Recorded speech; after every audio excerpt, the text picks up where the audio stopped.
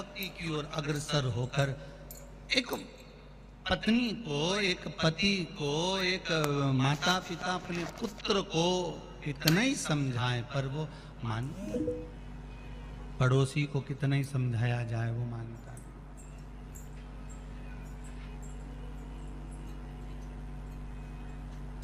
कितना समझाते हैं माता पिता अपने बच्चों को, देखो बेटा जीवन में बनो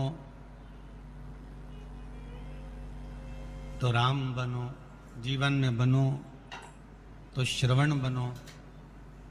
एक दिन बच्चे को गुस्सा आ गया और बच्चा बोला, मम्मी तुम रोज राम और श्रवण बनने को कहती हो, कभी कृष्ण बनने को तो कहती नहीं हो,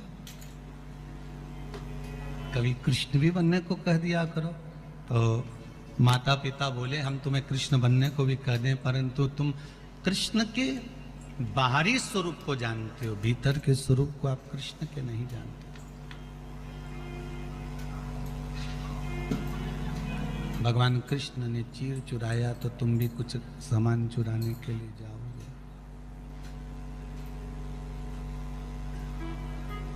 भगवान कृष्ण ने माखन चुराया तो तुम भी माखन चुराने के लिए जाओगे। पर भगवान का जो भीतर का स्वरूप है कि चीर चुराना या माखन चुराना, अर्थात गोपियों के हृदय को, चित्त को, वृत्ति को चुरा लेना, अहंकार, काम, लोभ, वासना से, तृष्णा से मुक्त कर दे, वो तुम समझ नहीं पाओ। ठीक है मम्मी, अगर तुम कह रही हो कि राम बनो, कृष्ण बनो, राम बनो, श्रवण बनो, तो मैं राम बनने को तैयार हूं। जैसे दशरथ जी ने पूरी सत्ता राम जी को सौंप दी थी, वैसे आप भी मुझे अपनी सत्ता सौंप दीजिए, आप भी अपनी सत्ता मुझे सौंप दो।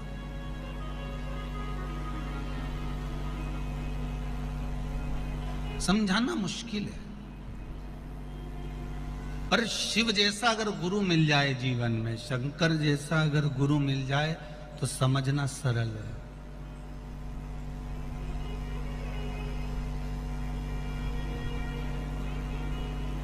शिव रूपी अगर गुरु मिल गया तो समझना सरल है। परम भगवदीय वैष्णव वृंदा ने तीसरा प्रश्न सामने रख दिया है नारायण के और भगवान शिव के। वृंदा तीसरा प्रश्न रख रही है।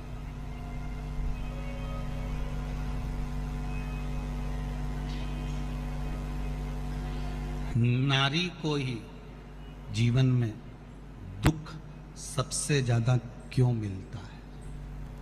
आपके हित की चीज पूछिए।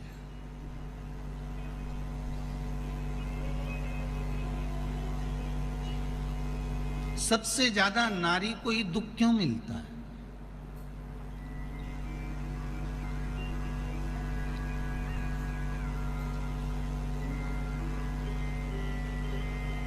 सारा दुख अगर मिलता है तो नारी के ही भाग्य में क्यों आता है?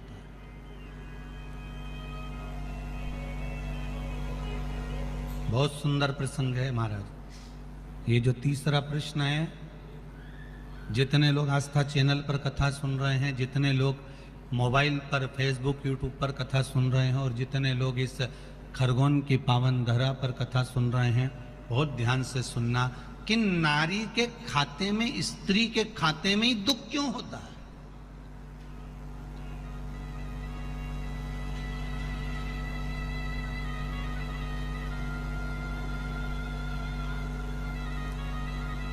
अब इतनी सी बात को अगर अपन लें तो वो एक सरल भाषा में कहें तो किसी अच्छे धनपति से पूछा जाए, किसी अच्छे संपदावान से जिसकी अच्छी दुकान हो, किराना फिराना, कपड़ा मकड़ा, आखिर जितनी भी दुकानें होती हैं, इन सब के घर वालों से पूछा जाए कि ईमानदारी से बोलो, जो एक नंबर की कमाई होती है, जो अच्छा पैसा आता है, वो तो पति के खाते में आता है। बहुत सरल भाषा में समझना हो।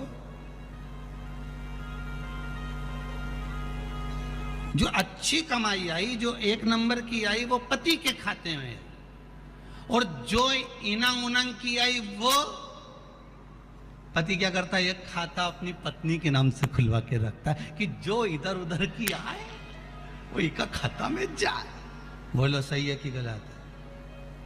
भले तुम मुंडी हिलाओ चाहे मत हिलाओ, पर सीधी सीधी बात है, एक खाता इनका भी खुलवा के रखो कि थोड़ा बहुत पैसा ज्यादा आ गया तो इनके खाते में डाल दिया, थोड़ा बहुत धन आ गया इनके खाते में दे दिया, जो पैसा आया इनके खाते में पहुंच गया। क्यों? कारण क्या है उसका?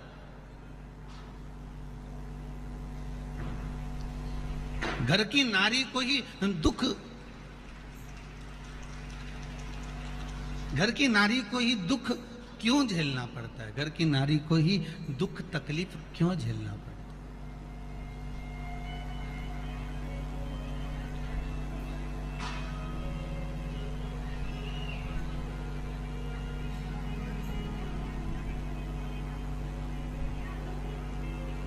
क्यों? तो कहा उसका एक कारण, घर की जो नारी होती है, घर की जो बहू होती है, घर की जो स्त्री होती है, जो नारी होती है, पूरे परिवार में, पूरे परिवार का भार तत्व जितना भी होता है, पूर्वजों का, पितरों का, आहूतों का, वासुकों का, ये सारा भार घर की नारी के ऊपर होता है। रोटी बनाकर कौन देती है? जम के बोलिए, घर की नारी। भोजन बनाकर किसने दिया? नारी ने। पितरों के लिए अगर भोजन छोड़ा गया है, कंडा पर, गोबरी पर छोड़ा गया, या ब्राह्मण को भोजन कराया गया, भोजन किसने बनाया? जम के बोलते जाओ जल्दी, नारी। में भोजन करने आ रहे हैं तो भोजन कौन तैयार कर रही है? घर की नारी। बच्चों को संस्कार कौन दे रही है? घर की नारी। घर के बुजुर्गों की सेवा कौन कर रही है? घर की नारी।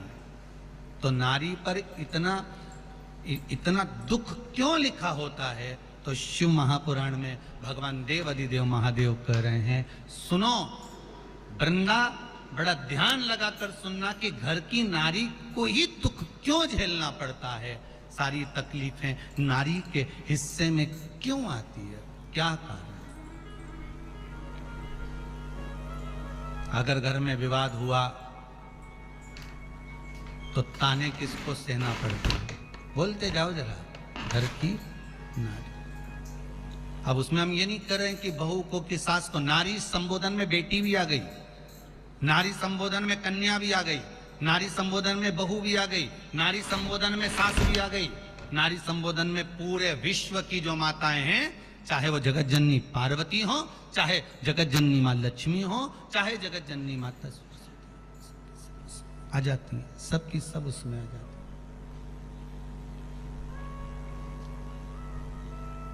इनके खाते में दुख क्यों लिखा हुआ है? कारण क्या है?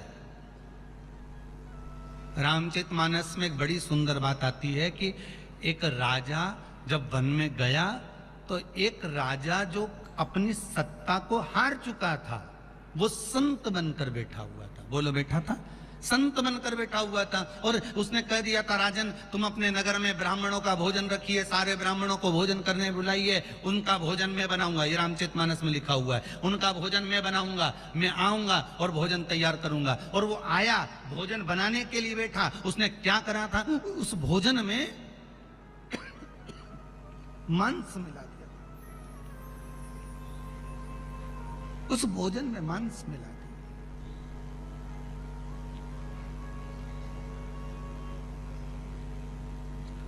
ब्राह्मण जैसे भोजन करने के लिए बैठे, ब्राह्मण जैसे ही भोजन करने के लिए विराजमान हुए और आकाशवाणी हो गई।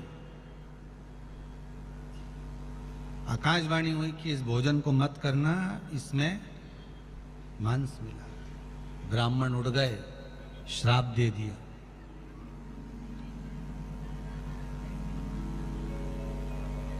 कि तुम हमें यह मांस मिला हुआ भोजन करा रहे थे, श्राप दे दिया। जिसने बनाया उसको भी और जिसने खिलाया उसको। अब राजा की आंख में आंसू भरा हुआ था। राजा रो रहा था कि भोजन तो मुझे बनाकर हलवाई ने दिया है और वो भोजन मैंने खिला दिया है, तो मेरा जो दोष है उससे ज्यादा दोष इसको लगना चाहिए जिसने मुझे बनाकर दिया। बहुत सरल भाषा में समझा रहे हैं शंकर जी के इस तीसरे प्रश्न का उत्तर। आपने भोजन बनाकर दिया और उस भोजन में अगर कुछ त्रुटि रह गई, वो भोजन में कोई कमी रह गई, केश गिर गया, कंकर आ गया, उसमें कोई जीव गिर गया, समाप्त हो गया, तुमको भान नहीं हुआ, भोजन तुमने बनाया था, वो पितरों के लिए गया, आहूतों के लिए गया, वासुकों के लिए गया, वही भोजन ब्राह्मणों की थाली में भी गया। अब उसका दोष किसके माथे पर आएगा? जम के बोलिए। जिस नारी ने निर्मित किया गया है उस नारी के माथे पर।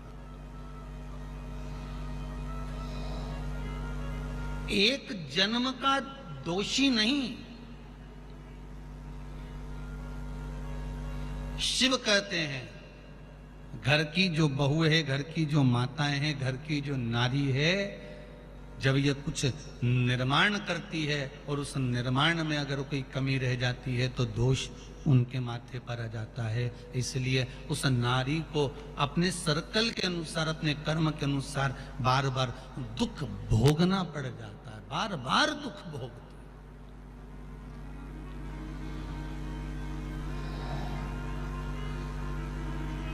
बहुत अच्छा घर देखकर बेटी को ब्याहो, बहुत पैसा देखकर बेटी को ब्याह दो, खूब संपदा देखकर बेटी को ब्याह दो, खूब दौलत देखकर बेटी को ब्याह दो, अच्छा लड़का देखकर बेटी को ब्याह दो। उसके बाद भी तुम कई बेटियों का जीवन देखना कि कहीं ना कहीं उसकी किस्मत में दुख लिखा होगा, कहीं से भी आएगा, पर लिखा होगा तो मिलेगा जरूर।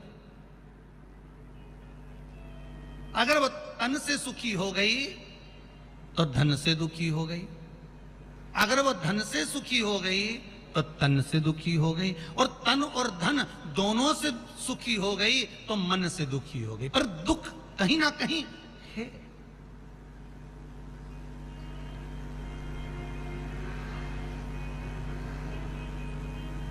उसके जीवन में दुख है।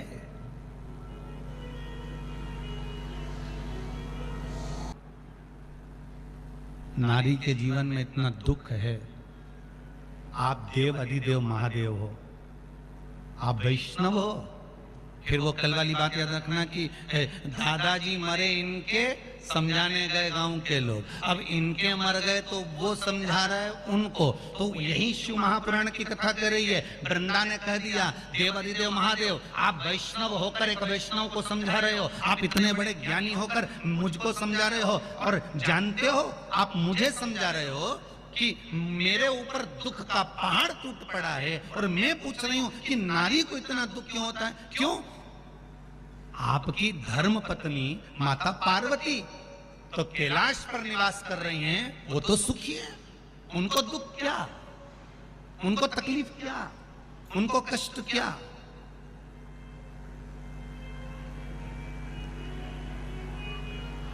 शिव जी कहते हैं अरे वृंदा, यही तो बात है ना कि हमको लगता है कि वो सबसे ज्यादा सुखी होगा, जो डनलप के गद्दे पर सो रहा है, जो खूब सारा आनंद का सुख भोग रहा है, जिसके पास में डनलप का गद्दा है, खूब सारे उसके पास में हीरे के सेट हैं, सुंदर सोने के सेट हैं। फिर वही वाली बात आ गई, सोफा सेट है, सोने का सेट है, हीरे का सेट है, बस आदमी अब सेट है। सेट तो बहुत सारे हैं। हमको लग रहा है कि इसका बंगला बहुत बड़ा बना हुआ है, हमको लग रहा है इसके पास में संपदा बहुत सारी है, हमको लग रहा है इसके पास में दौलत बहुत सारी है, हमको लग रहा है कि इसके पास में सोना चांदी हीरा पन्ना सब कुछ बहुत सारा है, ये डनलप के गद्दे पे सो रहा है, एसी के रूम में सो रहा है, इसको सारा सुख मिल गया है। पर कभी उसके भीतर का अगर कोई भाव जाने तो दुनिया का सबसे दुखी व्यक्ति वह भी होगा, क्योंकि उसके हृदय में कुछ ना कुछ दुख तो जरूर होगा। ये वही जान सकता है, जिसको है वो जान सकता है कि उसके जीवन में क्या दुख है। शंकर भगवान से माता वृंदा कर रही है कि आपके जीवन में, माता पार्वती के जीवन में सारा सुख है और आप मुझे ज्ञान दे रहे हो कि नारी के जीवन में दुख तकलीफ क्यों? उसका उत्तर दे रहे हो कि प्रत्येक नारी के जीवन में दुख है। तो पार्वती के जीवन में कौन सा दुख है? माता पार्वती तो अलमस्त आनंद में रहने वाली, उनको किसी चीज की कमी नहीं है। तो पार्वती माता के जीवन में क्या दुख है? शंकर भगवान कहते हैं पार्वती के